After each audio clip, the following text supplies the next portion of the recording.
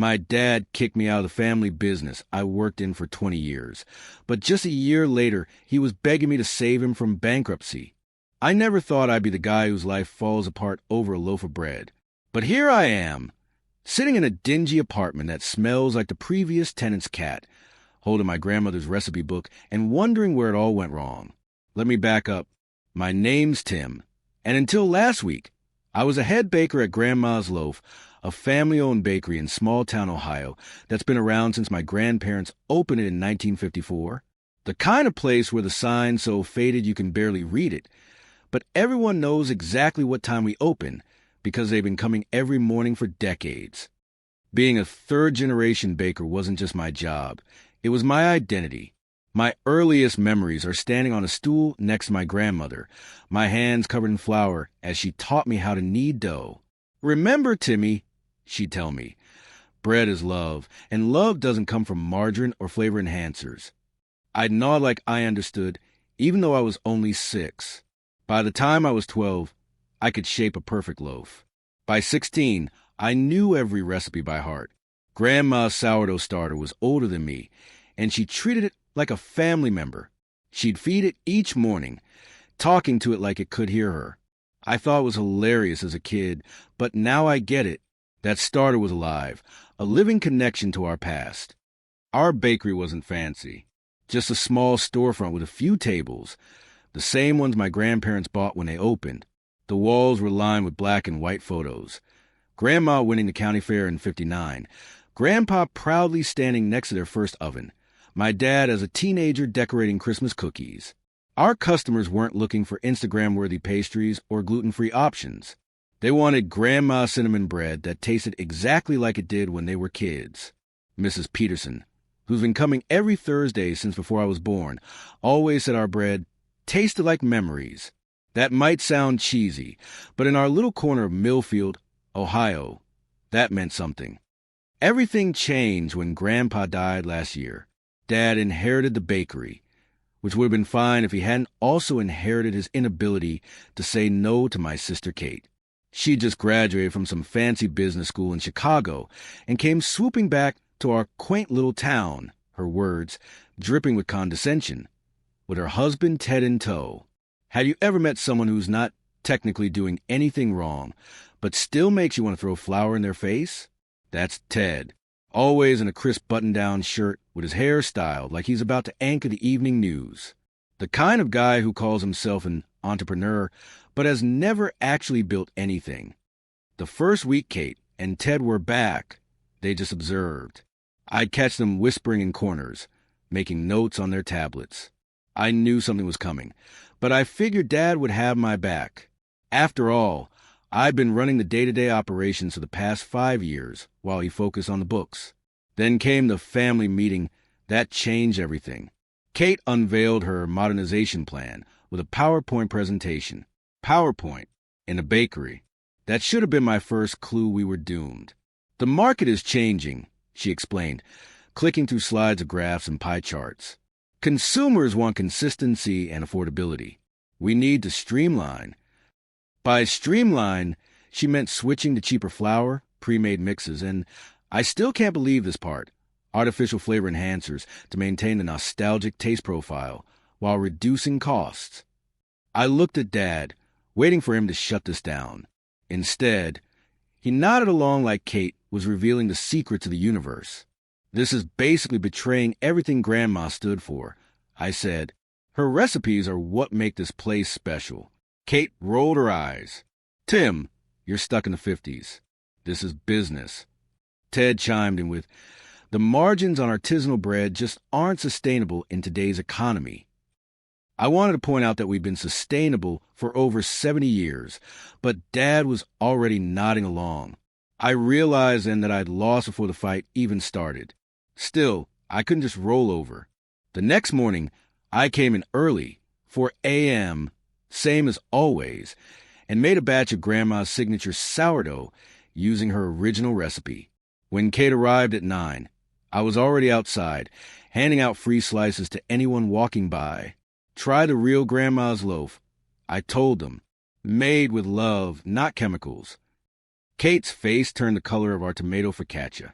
She dragged me inside by my apron, not my finest moment, having my sister haul me in like a misbehaving puppy while Mrs. Miller from the post office watched. "What the hell do you think you're doing?" she hissed. "Reminding people what real bread tastes like before you turn this place into a factory." Dad came out from the office, looking tired in that way parents do when they don't want to pick sides. "Tim, we have to try Kate's approach. The bakery isn't doing as well as you think. So we compromise on quality? Grandma would never." "Grandma isn't here anymore," Kate cut in, "and her recipes are technically Dad's property now." That's when Dad dropped the bomb. "Tim, we're going with Kate's plan. Either get on board or—" He couldn't even finish the sentence. I took off my apron, the one Grandma embroidered my name on when I turned 18, and placed it on the counter. "If we're not making real bread anymore, then you don't need a real baker." I walked out thinking they'd call me back. They didn't. 3 generations of bakers. Ended because Ted thought artificial flavors had better margins. I drove around for hours, eventually ending up at Lily's Diner where I stress-ate a grilled cheese that wasn't nearly as good as the ones I make with my sourdough. I thought about calling Liz, my fiancée, but decided to surprise her instead. Maybe she could talk some sense into me, or at least into my family. Liz and I had been together for 4 years. She worked at the local bank and had been pushing me to consider moving to Columbus, where there are actual opportunities. I always resisted, saying the bakery was my future. Guess that argument was moot now. When I got to Liz's apartment, I used my key and headed straight for the kitchen, thinking I'd bake something to calm my nerves. Stress baking is my therapy. I heard Liz in the bedroom, on the phone. I was about to call out when I caught the edge of her conversation. "I don't know, Rachel. It's not like I don't love Tim, but this bakery thing was already getting old. I want a house in the suburbs, vacations to places that require passports. Not some guy whose biggest achievement is perfecting his grandmother's bread recipe." I stood there, flour still under my fingernails, listening to the woman I was going to marry reduce my life's passion to a punchline. "He's sweet, but let's be real. I can't marry a small-town baker with no ambition, especially now that he might not even have a bakery." Wait, what? How did she know? I hadn't told her about the blow-up yet. "Kate texted me," she continued. "Said Tim walked out after making a scene. So typical. He always chooses principles over practicality." I must have made a noise because Liz suddenly appeared in the hallway, phone still in hand. Her eyes went wide. "I need to call you back," she told Rachel, then looked at me with that expression people get when they're calculating exactly how much you heard and how they can spin it. "Tim, I didn't expect you until later. Listen, about Kate." "I heard enough," I said, surprised at myself at how calm I sounded. "You think I'm a failure." "I didn't say failure," she backpedaled. "Just limited, and now with the bakery situation." The bakery situation is that my sister wants to replace decades of tradition with artificial junk, and my dad won't stand up to her. And apparently my fiancé thinks my life's work is a joke. Liz's expression hardened. "Your life's work is bread, Tim. It's flour and water. You act like you're preserving ancient artwork or curing diseases." "It's not just bread," I said, but even as the words left my mouth, I knew she'd never understand. To Liz, a job was something you tolerated to pay for the things you actually wanted. To me, baking was the thing I wanted. The conversation spiraled from there. All the frustrations we'd both been bottling up came pouring out. Liz wanted a partner with potential. I wanted someone who respected what I did. 2 hours later, I was driving away with my engagement ring in my pocket and the realization that I'd lost my bakery and my fiancé in the same day. I had enough savings to cover a few months' rent. So I found the cheapest apartment I could, a studio above Mitchell's Hardware that smelled vaguely of cat despite the landlord's insistence no pets had ever lived there. I moved in with just my clothes, my baking tools, and the one thing I grabbed from the bakery before leaving, Grandma's handwritten recipe book. That first night in the apartment was rock bottom, the kind of lonely that feels physical, like your ribs are caving in. I sat on my second-hand mattress, no frame yet, that seemed like a luxury, and opened Grandma's recipe book needing some connection to a time when things made sense. The book fell open to her basic white bread recipe, the cornerstone of everything we made. In the margin, in her perfect penmanship, she'd written a note I'd never noticed before. Timmy, bake with your soul, and the world will return your love.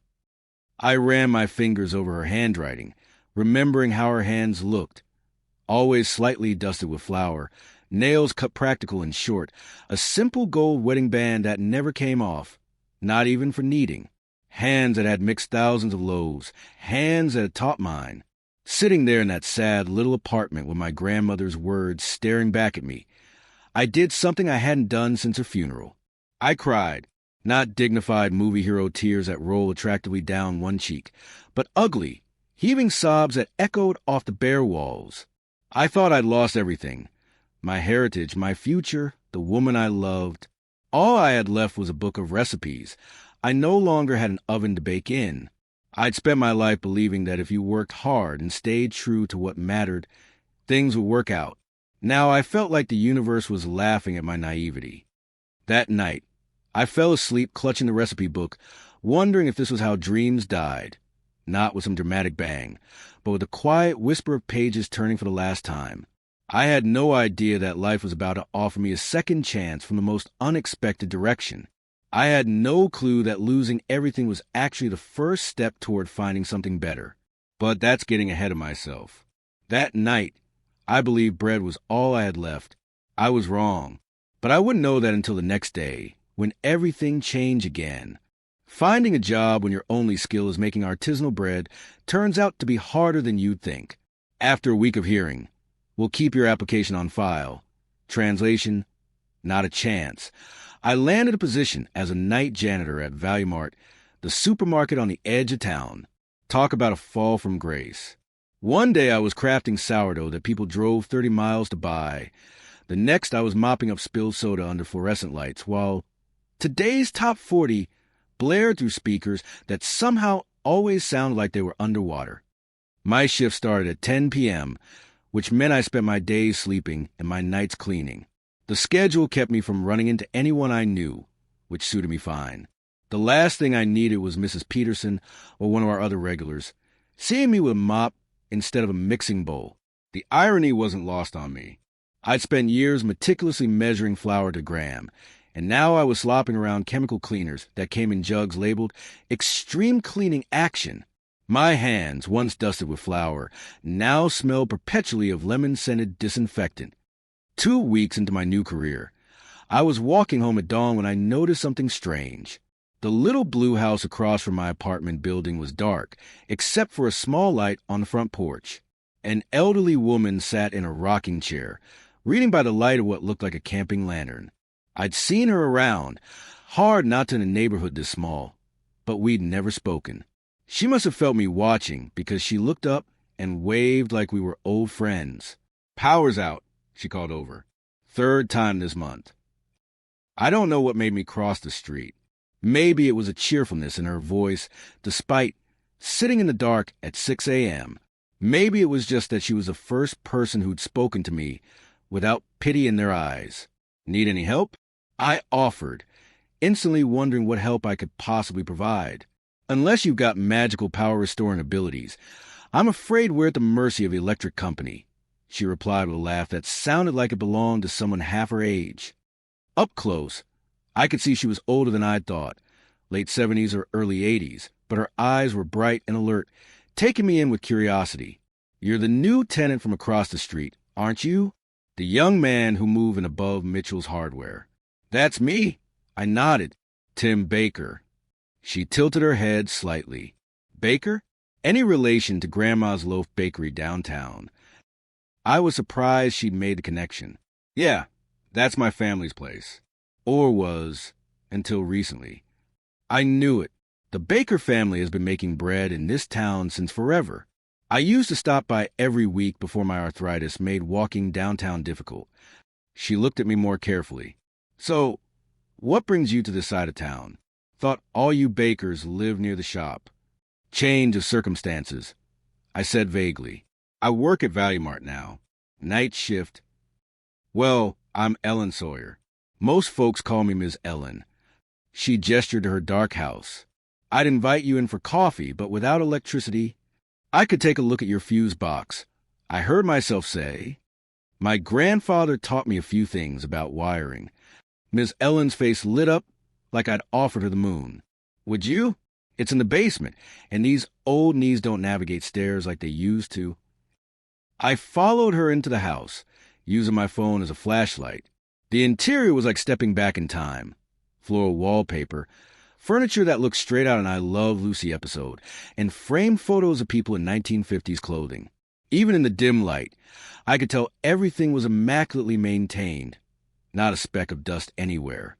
The fuse box was ancient but straightforward. One of the switches had tripped. I flipped it back, and the house hummed back to life. My hero, Ms. Ellen declared as the lights came on. You must let me thank you properly. How about some tea? Or coffee, if you prefer. I should have declined. I was exhausted from my shift, and all I wanted was to collapse on my mattress. But there was something about this woman's kitchen. Warm yellow walls, a round table with a checkered cloth, the smell of cinnamon and vanilla, that made me nod and pull out a chair.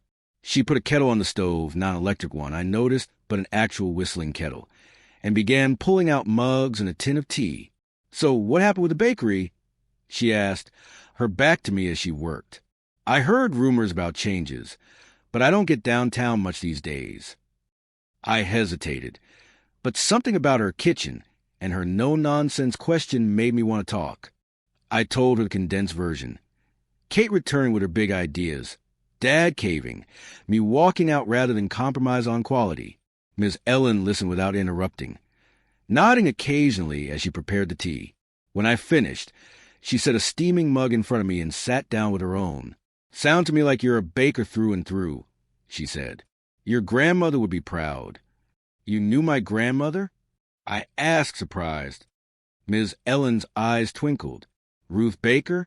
Honey, Ruth and I were rivals for nearly 20 years. County Fair, 1958 through 1972. She'd enter her honey wheat bread, and I'd enter my cherry pie. Some years she'd win, some years I would. As she poured tea into delicate cups that didn't match, each one different, but somehow perfect together. Miss Ellen told me about the woman I thought I knew everything about. Not my grandmother the baker, but Ruth the young woman who once put food coloring in a competitor's dough when no one was looking. Ruth who could dance the Lindy Hop better than anyone in 3 counties. Ruth who kept turning down my grandfather until he showed up with a loaf of bread he'd baked himself. Terrible, according to Miss Ellen, but made with so much love that my grandmother finally said yes. These weren't the polished stories we told at family gatherings.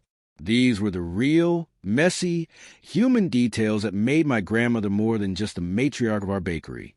In Ms. Ellen's stories, she lived and breathed again.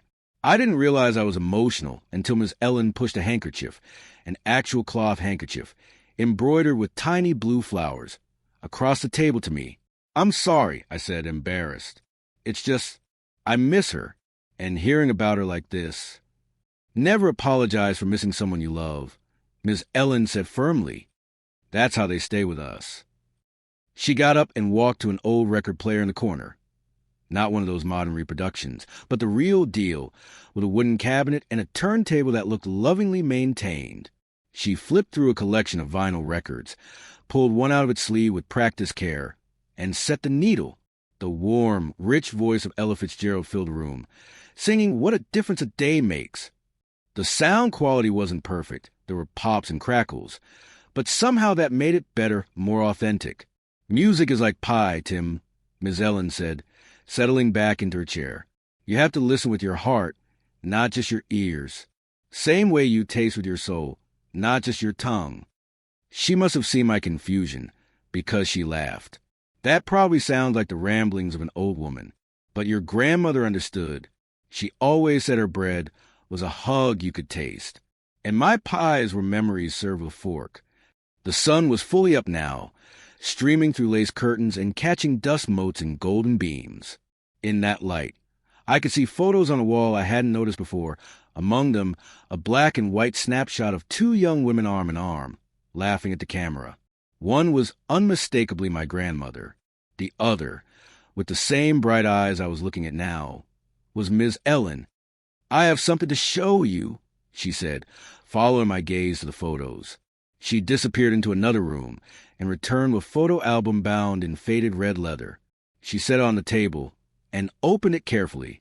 Inside were page after page of county fair photos. My grandmother and Miss Ellen, sometimes competing, sometimes standing together with ribbons, always smiling. Their dresses changed with the decades.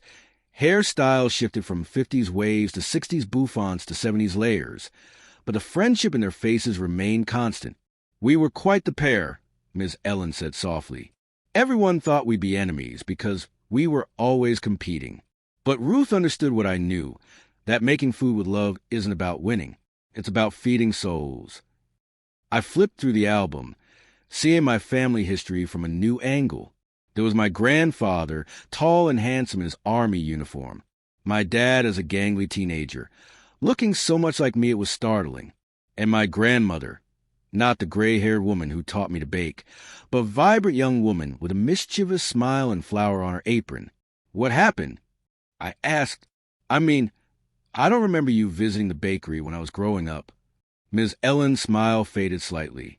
"Life, I suppose. My Harold got sick in the 80s. I spent more time at home, caring for him. Then your grandparents moved further from town. We still saw each other, but less often. Then Harold passed, and a few years later, your grandfather. By the time Ruth left us, well, we were both older, our spry days behind us." She took a sip of her tea, then looked at me with sudden intensity. "I've been watching you, you know. Coming home at sunrise in that Value Mart uniform. That's not who you are, Tim Baker."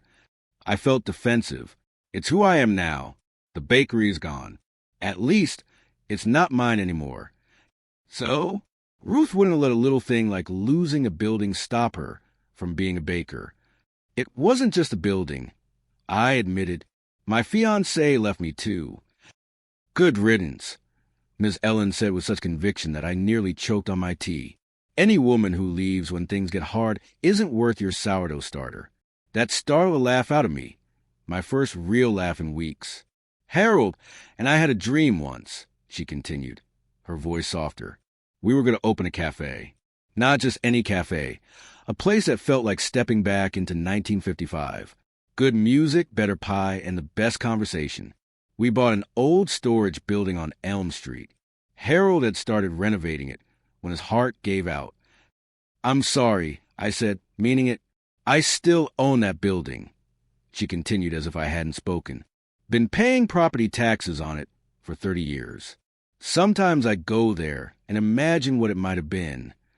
The record ended, the needle lifting automatically with a mechanical precision that spoke of regular maintenance. In the silence that followed, Miss Ellen fixed me with those bright eyes. "You've lost your bread, Tim. I lost my pies a long time ago. Maybe together we could bring them back into the world." The idea was so unexpected that I didn't know how to respond. Open a business with a woman I just met after losing everything? "I can't," I said finally. "I just can't right now." Instead of looking disappointed, Miss Ellen nodded like she'd expected this answer. She stood and walked to a drawer in the kitchen, pulled out a folded piece of paper, and returned to the table. "My cherry pie won the county fair 5 years running," she said, placing the paper in my hands. "This recipe is older than both of us put together. Try it, just once. Make one pie, and you'll remember who you are." The paper was yellowed at the edges, the handwriting elegant but faded. I should have given it back. Should have thanked her for the tea and the stories, and gone back to my apartment to sleep before another night of mopping. Instead, I found myself carefully folding the recipe and putting it in my pocket. There was something about Miss Ellen, something that smelled like vanilla and hope, that made it impossible to say no. "One pie," I agreed. She smiled like I'd given her a gift. One pie is all it takes sometimes. Walking back to my apartment in the morning sunlight, I kept my hand in my pocket, fingers brushing against the edges of Miss Ellen's recipe. The paper felt warm, though that was probably just my imagination. I climbed the stairs of my apartment, exhausted after night shift, but with a strange buzzing in my veins that wasn't just the caffeine from Ms. Ellen's tea. I pulled out the recipe and set it on my kitchen counter. Calling the two-burner stove and mini refrigerator a kitchen was generous, and stared at it. Cherry pie, so different from bread, and yet the basics were the same. Flour, fat, liquid. Heat, transformation. I collapsed onto my bed, planning to sleep until my next shift, but my mind kept wandering back to that recipe. I had the day off tomorrow. Maybe I could actually try making that pie. As I drifted into sleep, I dreamed of my grandmother and Miss Ellen, young women laughing at a county fair, surrounded by the smell of fresh bread and cherry pie. I had no idea that piece of paper would change my life completely. That first pie was a disaster. Despite my years of baking experience, it turns out bread and pastry are distant cousins at best. I forgot to chill the butter, overworked the dough, and ended up with a crust that could have doubled as a frisbee. The filling wasn't bad, but it soaked through the bottom, creating what can only be described as cherry soup in a sad, tough bowl. I took a picture and texted it to the number Ms. Ellen had scribbled on the back of the recipe. 10 minutes later, I was standing on her porch, pie of shame in hand, wondering why I'd thought this was a good idea. "Well," she said, examining my creation with the critical eye of a county fair judge, "at least you tried." She cut into it anyway, the knife meeting more resistance than pie should ever offer. After a brave bite, she nodded thoughtfully. "The filling has potential. The crust has determination." I couldn't help but laugh. That's a nice way of saying it's terrible. Pie crust is temperamental. Bread is forgiving. You can knead it, shape it, it bounces back. Pastry needs a gentle touch. She pushed my disaster aside. "Come back tomorrow morning. We'll try again." And that's how I found myself at Miss Ellen's kitchen table at 8 a.m. the next day, my hands coated in flour, as she explained the secrets of pie crust. It became a routine.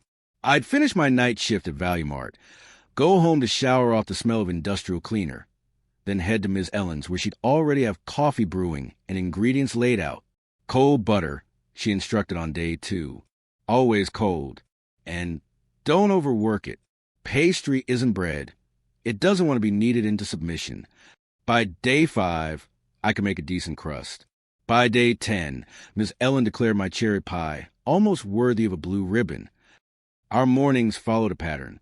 She put on a record, always something from the 50s or early 60s, Sinatra or Fitzgerald or Dean Martin, and we'd bake while she told stories about my grandmother that made me see her in a whole new light. "Your grandma once put cayenne pepper in Mabel Wilson's apple pie filling right before judging," she told me one morning as we rolled out dough. Mabel had stolen Ruth's special cinnamon blend a year before. She chuckled. The judges' faces turned so red, but no one could prove a thing. My grandmother? I couldn't imagine the proper, dignified woman I'd known doing something so mischievous. "Oh, honey, Ruth Baker was the most competitive woman in 3 counties, Ms. Ellen said. But she was also the first to help if anyone needed it. When my Harold was sick, she brought bread to our house every day for a month. Said no one should have to worry about food when they're worried about someone they love. These stories were like finding missing puzzle pieces to a picture I thought was complete. With each one, my grandmother became more real to me. Not just a matriarch who taught me to bake, but a full person with flaws and quirks and a wicked sense of humor. As the days passed, my pie skills improved, and Miss Ellen started teaching me her other specialties.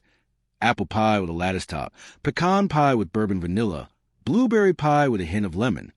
"A pie without love is just filling and crust," she would say, watching me work. "You can follow a recipe perfectly and still make a mediocre pie if your heart's not in it." 2 weeks into our morning sessions, I was becoming comfortable in Miss Ellen's kitchen.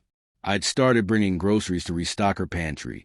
She insisted on paying me back, but I forget to take the money, and fixing small things around her house. A loose cabinet hinge here, a squeaky door there. It felt good to be useful again. One morning, I arrived to find Miss Ellen's driveway occupied by a sleek blue Prius with Ohio plates. A visitor was unusual in all our mornings together. It had always been just us. Miss Ellen opened the door before I could knock, her face bright with excitement. Perfect timing. Come meet my granddaughter. I followed her into the kitchen where a woman about my age sat at the table, a laptop open in front of her. She looked up, and I immediately noticed her eyes. The same bright, intelligent eyes as Miss Ellen, though hers were framed by stylish glasses with tortoiseshell frames. Her dark hair was pulled back in a casual ponytail, and she wore simple silver earrings shaped like vintage record albums. "Sarah, this is Tim, the baker I've been telling you about. Tim, my granddaughter, Sarah." Sarah's smile was warm and genuine. "So you're the pie apprentice. Grandma talks about you like you're the second coming of Julia Child." I felt my face flush. "I'm just trying not to burn her kitchen down." "He's being modest," Miss Ellen said, patting my arm.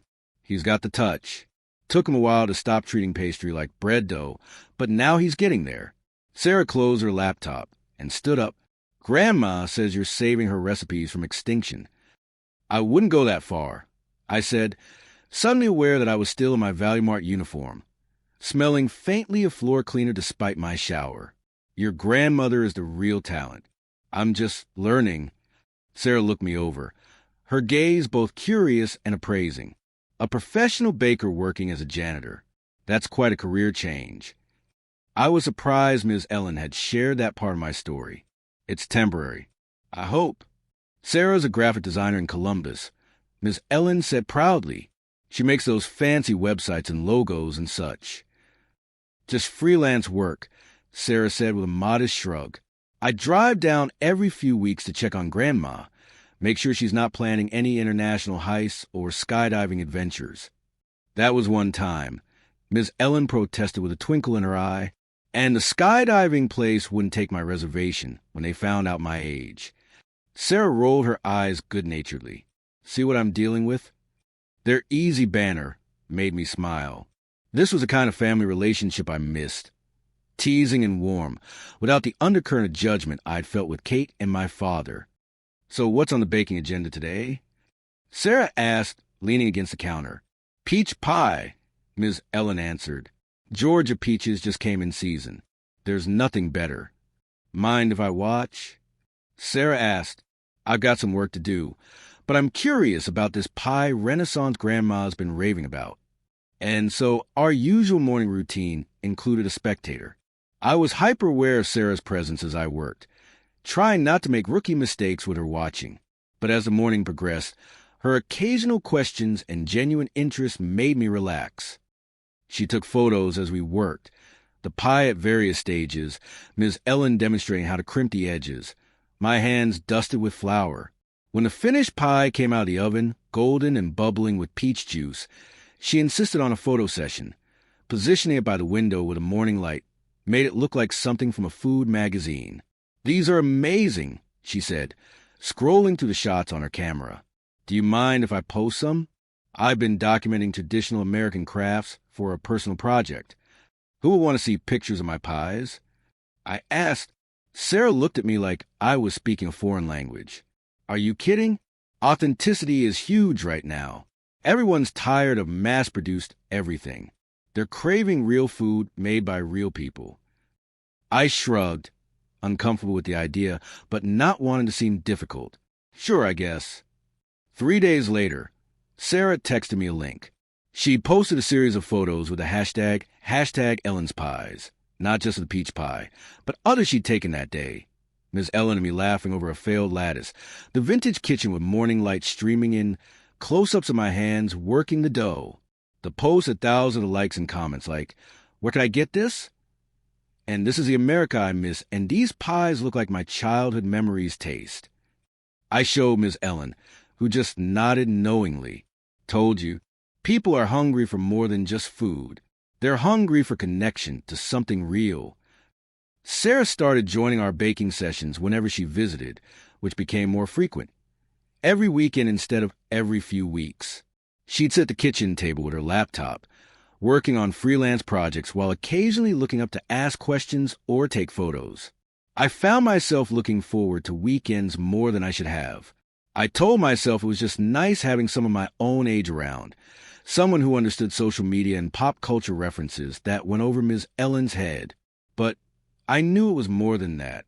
There was something about Sarah, Her quiet focus when she worked, the way she unconsciously pushed her glasses up at the back of her wrist when her hands were full, how her face lit up when she tasted particularly good pie, that made my chest feel tight in a way it hadn't since before Liz. One Saturday morning in late May, after we'd been doing this routine for about a month, Ms. Ellen made an announcement. "I want to show you both something," she said as we finished cleaning up after making a strawberry rhubarb pie. "Tim, you drive. My old eyes don't do so well in bright sunlight anymore." 20 minutes later, we pulled up in front of a single-story brick building on Elm Street, just off the downtown area. It had clearly once been a commercial space, but was now shuttered, with brown paper covering the windows and a faded for lease sign that looked like it had been there for years. "This is it," Miss Ellen said, a note of reverence in her voice. "Harold's place." She pulled an ancient key from her purse, and after some jiggling and a firm shoulder against the door, we were inside. The space was large and open, with high ceilings and a concrete floor. Dust motes danced in the sunlight, streaming through the papered windows. Along one wall were half-finished wooden booths, the kind you'd see in a 1950s diner. In the center of the room sat a partially disassembled vintage jukebox, covered in a plastic tarp yellow with age. "Harold was in the middle of renovating when he passed," Miss Ellen explained, running her hand lovingly over one of the booth tables. "He'd found all these pieces at auctions and salvage yards. Was going to bring the 50s back to Millfield." I walked around the space, seeing past the dust and abandonment to what it could be. Red vinyl booth seats, chrome-edged tables, a counter with swiveling stools, the jukebox restored and playing Chuck Berry and Buddy Holly. The wiring and plumbing were all updated right before Harold got sick. Ms. Ellen continued. "The building inspector said it was up to code, just need some cosmetic work and fixtures." Sarah was taking pictures, her expression thoughtful. "Grandma, why did you keep paying taxes on this place all these years if you weren't going to use it?" "Couldn't bear to let it go," Ms. Ellen said simply. "It was Harold's dream." She turned to me, her eyes suddenly intense. "But it could be your dream too, Tim. You've lost your bakery. I never got my pie shop.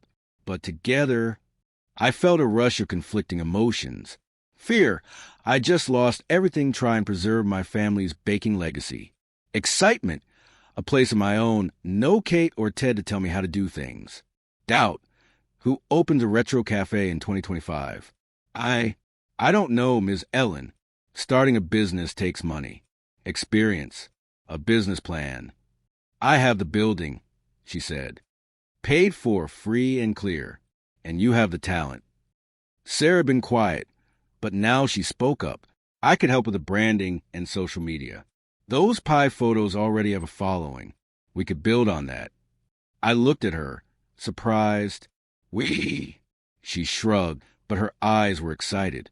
"I work remotely anyway. Been thinking about moving back closer to Grandma.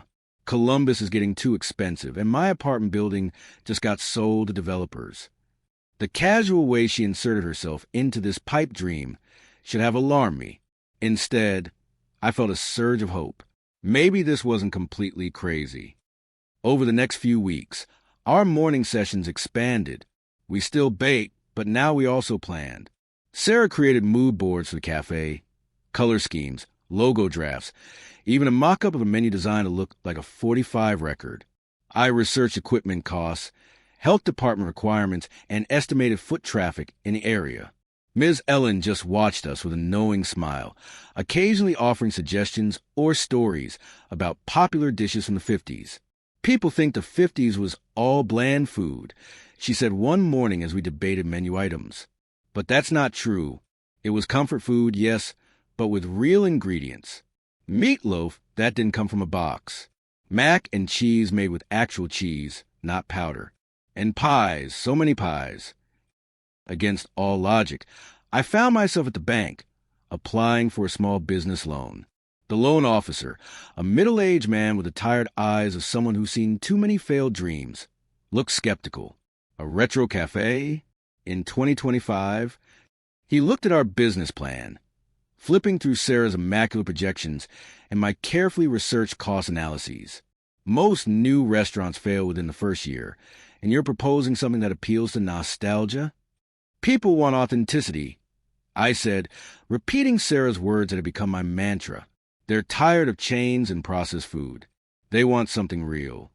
He wasn't convinced, but the free building as collateral was persuasive. 2 weeks later, we had our loan.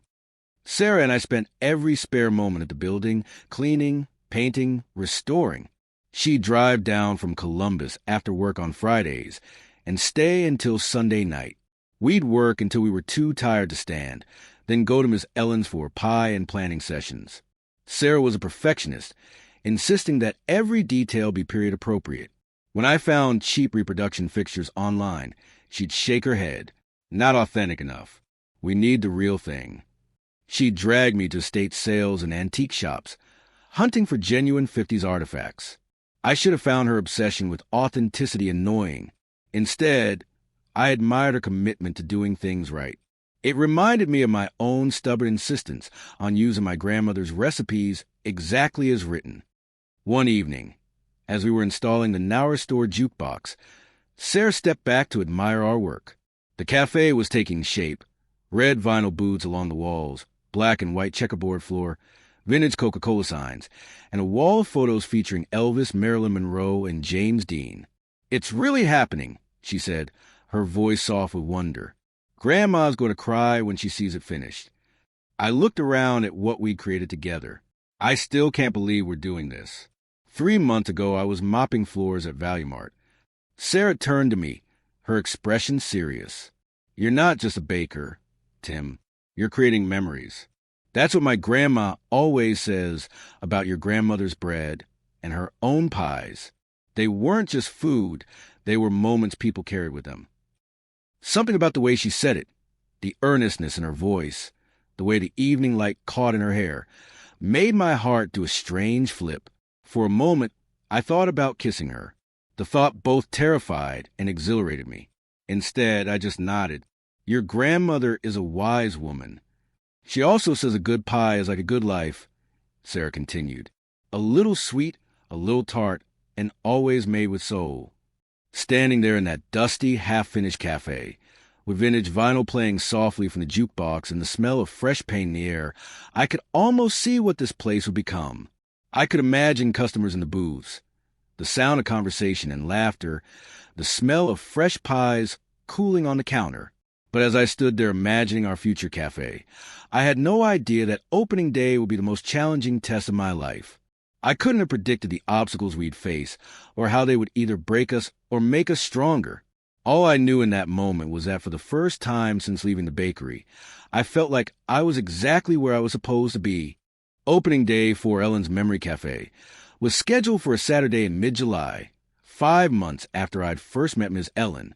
We'd transformed the dusty, abandoned space into a picture-perfect 1950s diner, complete with a restored jukebox, red vinyl booths, and chrome-trimmed tables.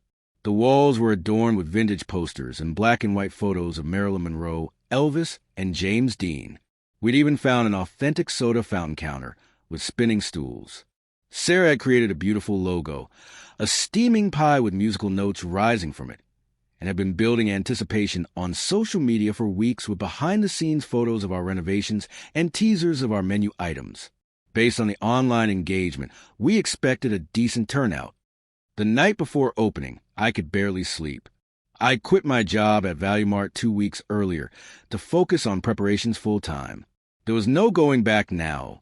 The loan payments would start in 30 days, and our savings were depleted from buying equipment and supplies. This had to work. I arrived at the cafe at 4 a.m. to start baking. By the time Sarah and Ms. Ellen showed up at 7, the display cases were filled with pies. Cherry, apple, peach, blueberry, and Ms. Ellen's famous pecan. The smell of fresh-baked goodness filled the air, mingling with the aroma of brewing coffee. "It's perfect," Ms. Ellen said, tears in her eyes as she took it all in. "Harold will be so proud." We officially opened the doors at 9 a.m. Sarah had convinced a reporter from a local paper to cover our opening, and the article had run that morning with a full-color photo of Ms. Ellen and me standing in front of the cafe. We'd set up a small podium outside where Ms. Ellen would cut a ribbon to officially open the business. 9 a.m. came and went. No customers. The reporter showed up took some photos of the ribbon cutting. Just the three of us plus the bewildered mailman who happened to be passing by, and left with a free pie. By noon, we had exactly 2 paying customers, an elderly couple who said they'd read about us in the paper and wanted to see if our egg creams were as good as the ones they remembered from their youth. They seemed pleased, left a nice tip, and promised to tell their friends. By closing time at 8 p.m., our grand total for the day was 7 customers. 7, after all our planning, all our work, all our investment. 7 people. It's just the first day, Sarah said as we cleaned up. Try to sound upbeat, but not quite managing it. It takes time for word to spread. Ms. Ellen was more philosophical. Harold always said the best things in life take patience. Rome wasn't built in a day, and neither was any business worth having. I nodded, but inside I was panicking. At this rate, we'd be bankrupt before the first loan payment was due. The second day was worse. 5 customers total. The third day, Sunday, we had 8, but one of them was a teenager who took one bite of pie and complained loudly that it wasn't as good as Starbucks. I nearly lost it then.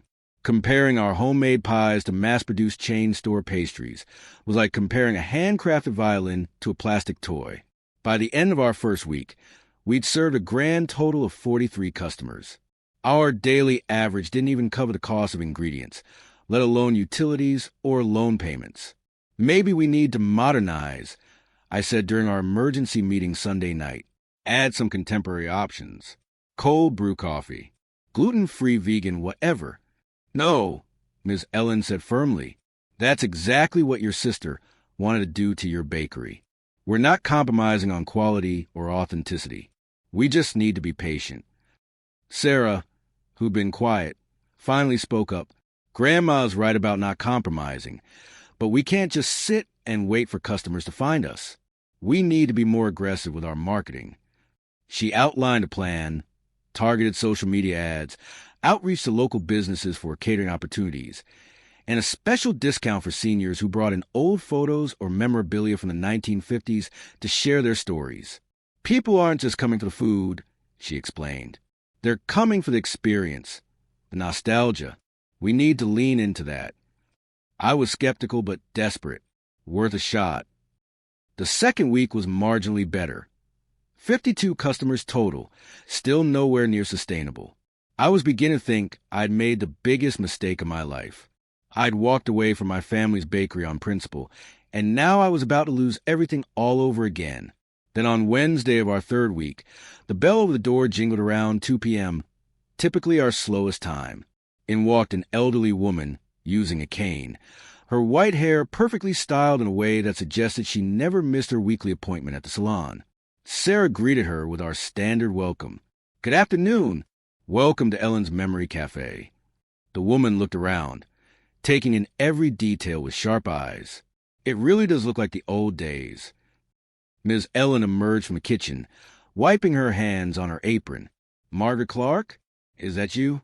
The 2 women embraced like old friends, though I gathered from their conversation that they hadn't seen each other in years. Ms. Ellen led Mrs. Clark to our best booth and insisted on serving her personally. I watched as Ms. Ellen placed a slice of cherry pie in front of her old friend. Mrs. Clark took a bite, closed her eyes, and when she opened them again, they were filled with tears. This tastes exactly like my mother's pie, she said, her voice trembling.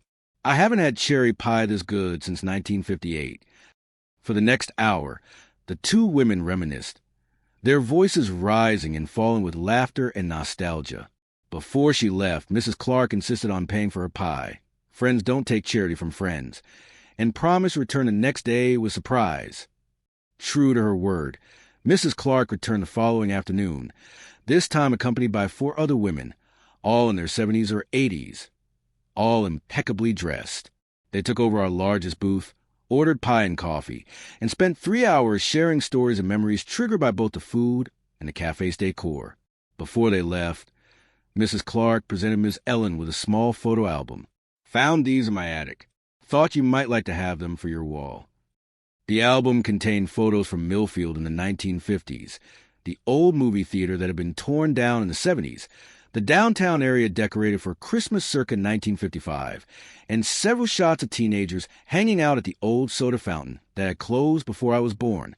With Mrs. Clark's permission, we framed some of the photos and added them to our wall. Sarah took pictures of the additions and posted them on our social media accounts with the caption, "Every photo has a story. Come share yours at Ellen's Memory Cafe." The post got more attention than anything we'd shared before. Comments poured in from people reminiscing about old Millfield, asking if certain buildings were still standing, wondering if we had photos of specific locations.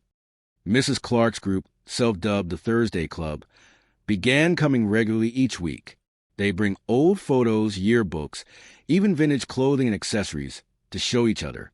Other customers would often drift over to listen to their stories, fascinated by these first-hand accounts of life in the 1950s. Gradually, our customer base began to grow. Word spread that Ellen's wasn't just a place to eat pie, but a place to connect with the past. People started bringing their elderly parents or grandparents, who would light up at the familiar decor and music. Those visits often ended with promises to return with family photos or memorabilia to share. Sarah had the brilliant idea to start Memory Mondays, where customers who brought in photos or items from the 1950s would get a free coffee with their pie. The photos would be scanned with permission and added to a growing digital archive that played on a small screen near the register. By our 6th week, we were turning a small profit, not enough to get ahead on the loan, but enough to cover expenses and pay ourselves a modest salary. Sarah officially moved from Columbus into a small apartment near the cafe, though she spent most of her time either working with me or at Miss Ellen's house. We fell into a comfortable routine. I'd arrive before dawn to bake. Sarah would handle the front of house and social media, and Ms. Ellen would come in for a few hours each day to share stories with customers and offer her expert opinion on the pies. We'd close at 8, clean up together, and often end up at Ms. Ellen's kitchen table, planning for the next day over what else? Pie and coffee. I found myself looking forward to those evening planning sessions more than anything. The way Sarah would lean over the table, gesturing excitedly as she outlined a new promotion idea. The way she'd unconsciously tuck her hair behind her ear when she was concentrating. The way she'd catch me watching her sometimes and smile a small, private smile that made my heart do ridiculous things in my chest. One Friday evening in late September, after a particularly successful day, we completely sold out of pies by 6 p.m. Sarah and I were closing up alone. Ms. Ellen had left early, claiming fatigue, but winking at me in a way that made me wonder if she had ulterior motives. The cafe was spotless, the register counted, and everything prepped for the morning. We should have left, but neither of us seemed in a hurry. Sarah put a quarter in the jukebox, and the smooth voice of Nat King Cole filled the empty cafe.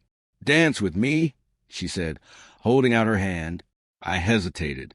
I'm not much of a dancer.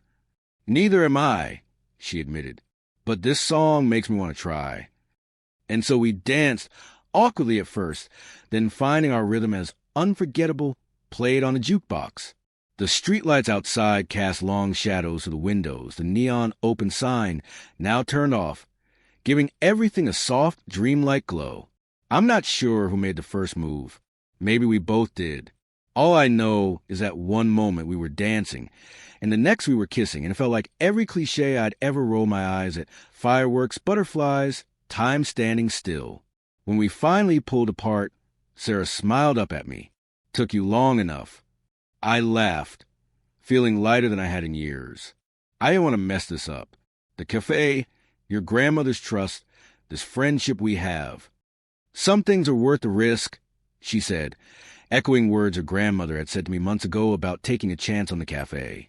We stayed late that night, talking, planning, dreaming. By the time we left, hand in hand, it was well past midnight. The next morning, we arrived at the cafe together. Ms. Ellen took one look at us, smiled knowingly, and said, "Well, it's about time." I was beginning to think I'd have to lock you two in the pantry. Sarah was mortified. "Grandma." "Oh, please." Miss Ellen waved her hand dismissively. "I've been watching you two dance around each other for months. I may be old, but I'm not blind." Over the following weeks, the cafe continued to thrive, and so did our relationship. Sarah and I worked together seamlessly, anticipating each other's needs, complementing each other's strengths. Where I was cautious, she was bold. Where she was artistic, I was practical. Together, we made a team that was greater than the sum of its parts. 2 months after our first kiss, we were closing up a night when Sarah suggested we have dinner at her grandmother's house. She's been asking us over for a proper meal. Says we work too hard and need a night off. Ms. Ellen had prepared a feast, pot roast with all the trimmings, her famous dinner rolls, which I'd helped her make that morning, and, of course, pie for dessert. She'd even set the dining room table with her best china and lit candles. What's the occasion? I asked, suspicious of the formal setup. Can a woman treat her granddaughter, an honorary grandson, to a nice meal? Ms. Ellen asked innocently. After dinner, over slices of Dutch apple pie, my first truly successful pastry, Ms. Ellen grew serious. I have something I want to discuss with you both. She reached into her apron pocket and pulled out an envelope, which she slid across the table to us. Consider this an early engagement present. Engagement? I sputtered, looking at Sarah, who seemed equally surprised. We haven't. I would like to, eventually, but... Details. Ms. Ellen waved her hand dismissively. It'll happen when it happens. Meanwhile, open that. Inside the envelope was a deed to the cafe building, with both Sarah's and my names on it. Grandma, what did you do? Sarah whispered. Transferred ownership, Ms. Ellen said simply. The cafe was Harold's dream, and now it's yours. I've had my time with it, watching you two bring it to life.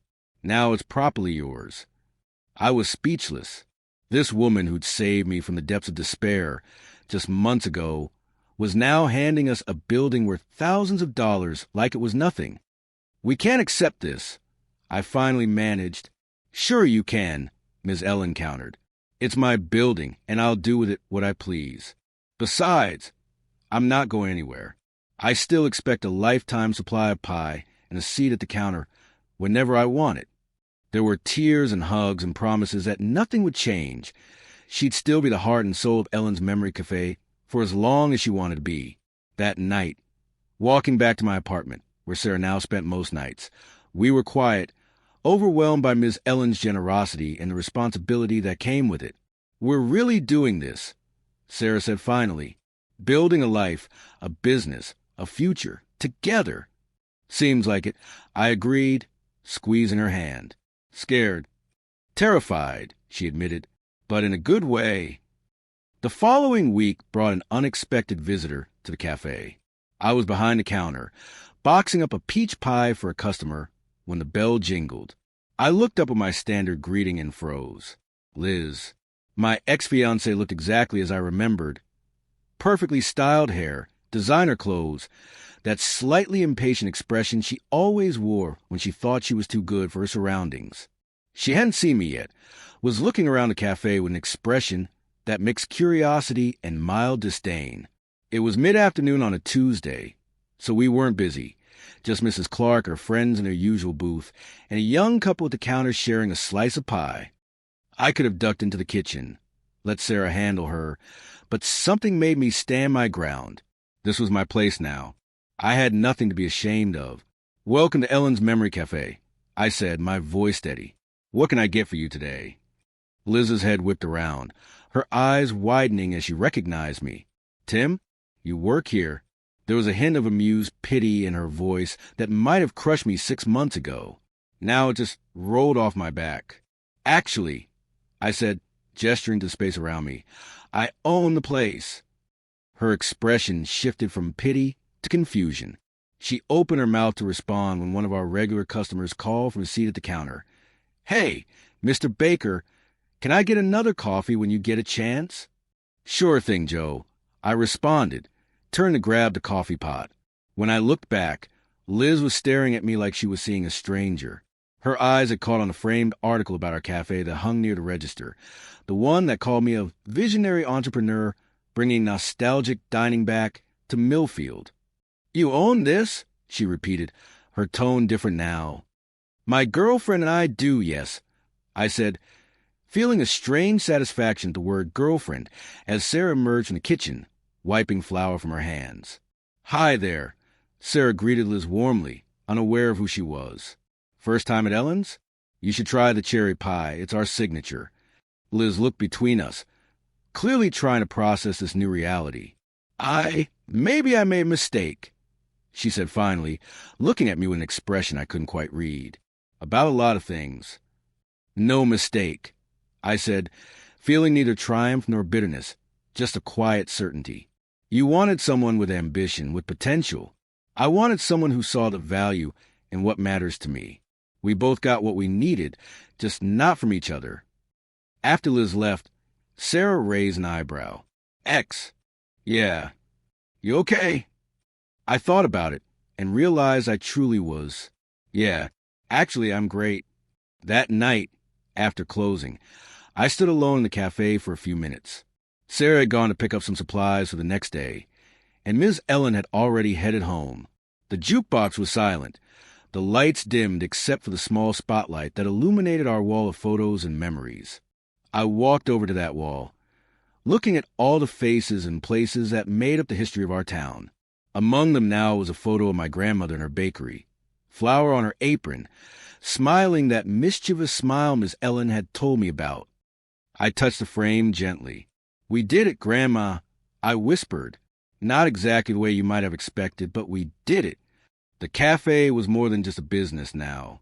It had become a living museum of memories, a place where the past wasn't just remembered but celebrated.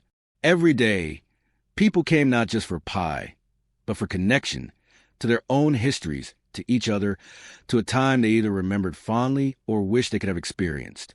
As I stood there, surrounded by the life we built, I felt a deep sense of peace. I'd lost what I thought was everything, only to find something even more precious waiting for me. The bakery had been my inheritance, but the cafe was my choice, and somehow that made all the difference. I had no idea then that the biggest challenge was still ahead of us, that the cafe's success would lead me back to the bakery in ways I never could have anticipated. But in that moment, looking at my grandmother's photo on our memory wall, I felt nothing but gratitude for the journey that had brought me here. It's been a year since we opened Ellen's Memory Cafe, and sometimes I still can't believe how much has changed. The struggling little diner that barely served 40 customers in its first week now has lines out the door on weekends. We've had to hire 4 part-time employees just to keep up with demand, and we're thinking about extending our hours. Last month, a food critic from Cleveland drove down to see what all the fuss was about. His article called us an island of the America we've lost, authentic, warm, and deliciously uncomplicated. The piece ran with a full-page spread of photos, our vintage jukebox, the memory wall now covered with hundreds of photos from customers, and Ms. Ellen teaching a group of children how to crimp pie crust during one of our Sunday family baking workshops. The best decision we made was hiring Mrs. Clark part-time as our memory keeper. 3 afternoons a week, she sits at a special table near the memory wall and tells stories about Millfield in the 1950s.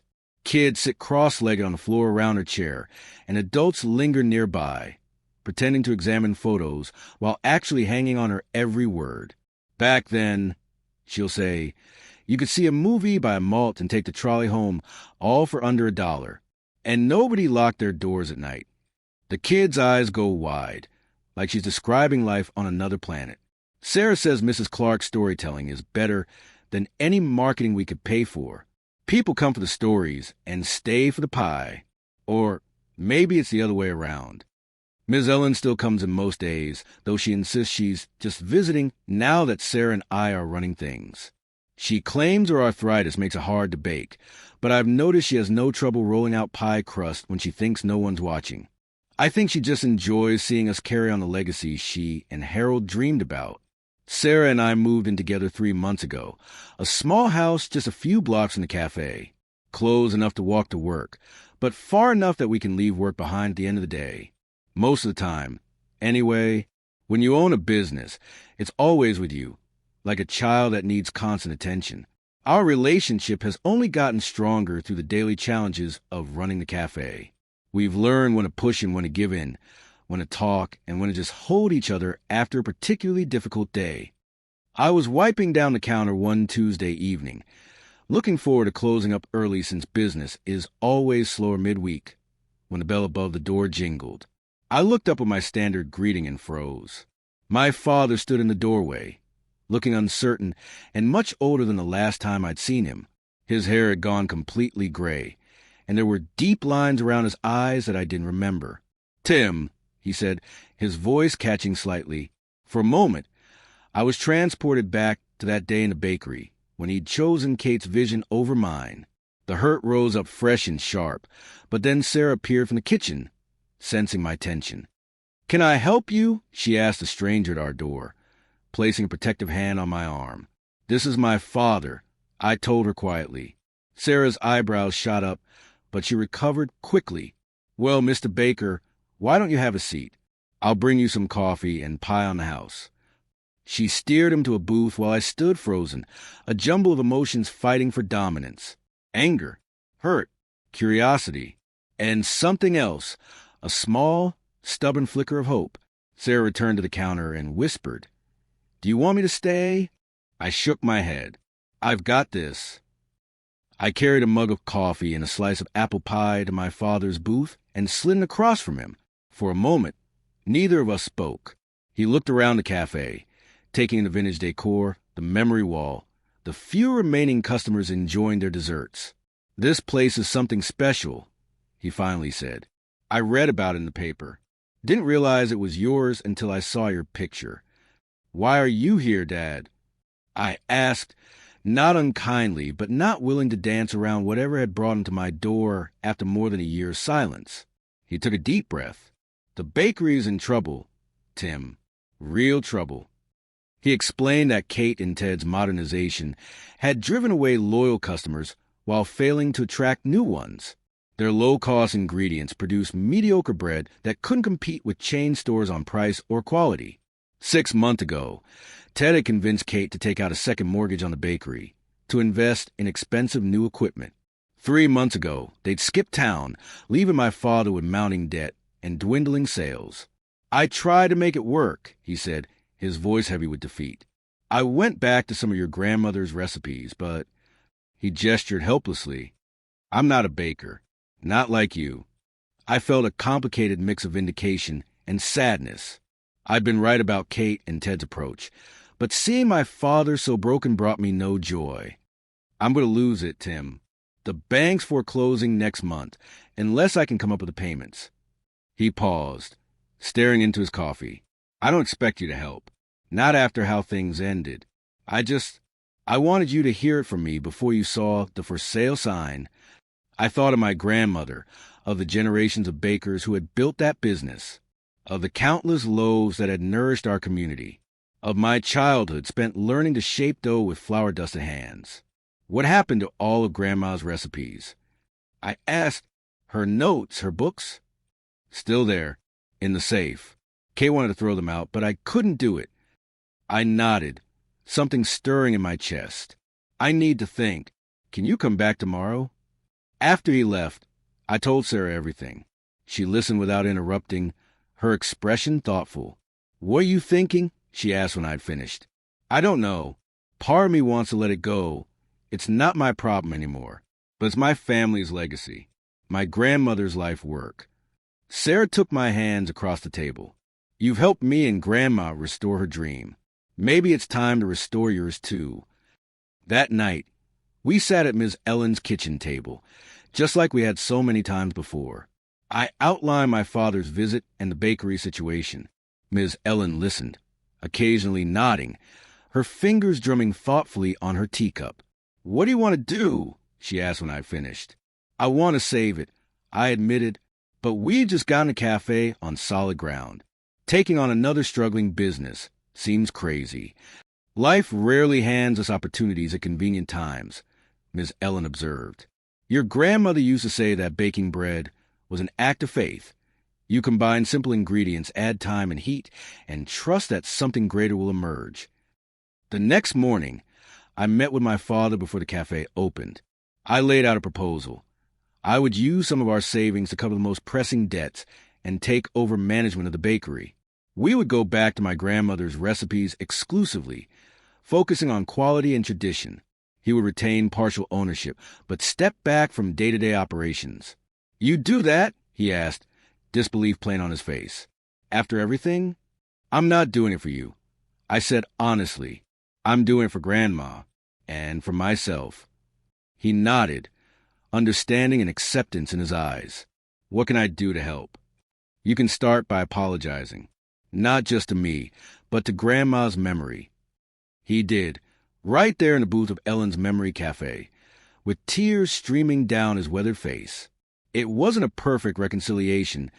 Too much had happened for that. But it was a beginning. The next few months were a blur of activity.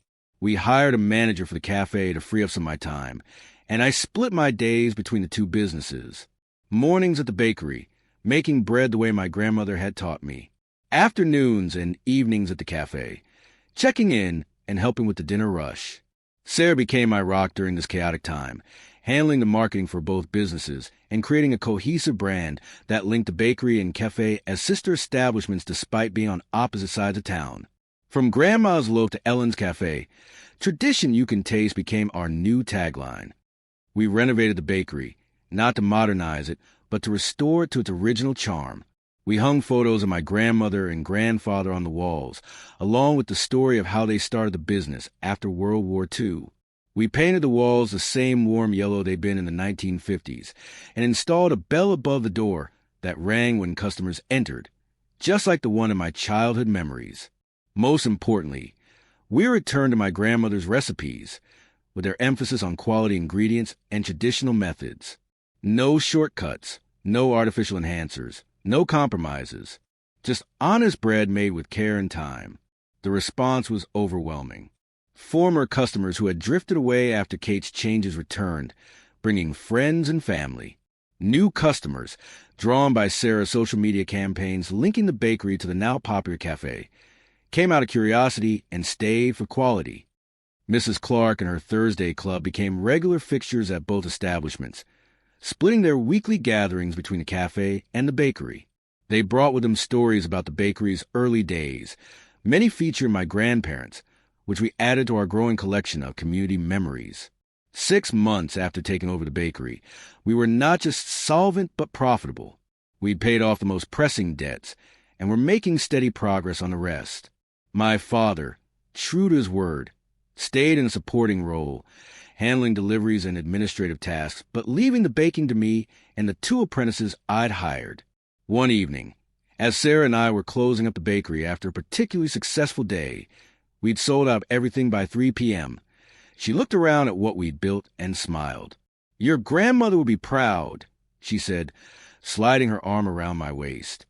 "So would Harold," I replied, kissing the top of her head. We placed a framed photo of my grandmother and Ms. Ellen from their county fair days on the wall behind the counter, next to a sign that read, "Bread made with love. From our family to yours." It had become something of a good luck charm. I touched the frame each morning before starting the day's baking. "I've been thinking," Sarah said, turning to face me. "We should make it official." "What?" "The bakery and cafe partnership? We already have a new branding." "No," she laughed, shaking her head at my obliviousness. "Us, you and me." For a moment, I just stared at her, my brain catching up with her words. "Are you proposing to me?" "Someone had to do it," she teased. "At the rate you were going, we'd be collecting Social Security before you got around to it." I laughed, then sobered, taking her hands in mine. "Are you sure? There's no guarantee either business will last. We could lose everything. Or we could build something amazing together," she countered. "Besides, some things are worth the risk." I recognized her words, the same ones she'd said the night of our first kiss nearly a year ago. The same philosophy that had led us to save the cafe, and now the bakery. "Yes," I said simply, "on one condition." "What's that?" "The jukebox plays at our wedding." Her laughter echoed in the empty bakery, joyful and bright. "Deal." We told Miss Ellen that night over dinner at her house.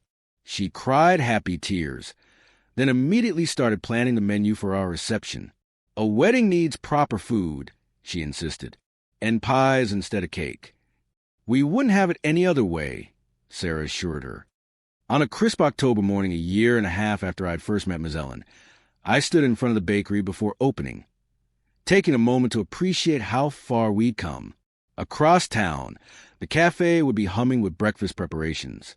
Both businesses now healthy, both paying tribute to the past while building something new. Ms. Ellen joined me, her cane tapping softly on the sidewalk. "Penny for your thoughts, Baker Boy." I smiled at the nickname she'd given me months ago, just thinking about how different my life was 2 years ago. I thought losing the bakery was the end of everything. Turns out it was just the beginning. "Life's funny that way," she nodded. "Sometimes you have to lose what you think you want to find what you really need." She looked between the two establishments, pride shining in her eyes. "You know, you're not just a baker, Tim, or a cafe owner. You're a keeper of memories. Yours, mine, Ruth's, the whole town's. That's a special kind of magic." The morning sun caught the new signs we'd installed at both locations: a loaf of bread at the bakery, a pie at the cafe, connected by the same font and design. Baker and Ellen's, where tradition lives. I put my arm around Ms. Ellen's shoulders, feeling a wave of gratitude for this woman who had changed my life with a simple cherry pie recipe. I had good teachers. As customers began arriving for their morning bread and coffee, their friendly greetings and easy laughter filling the street, I realized that we created more than just businesses. We created a community, a place where the past was honored and new memories were made every day. Life, as my grandmother used to say, is a lot like bread. Sometimes it falls flat. Sometimes it rises beyond your expectations. But with the right ingredients, love, patience, and a willingness to get your hands dirty, you can always make something worth sharing.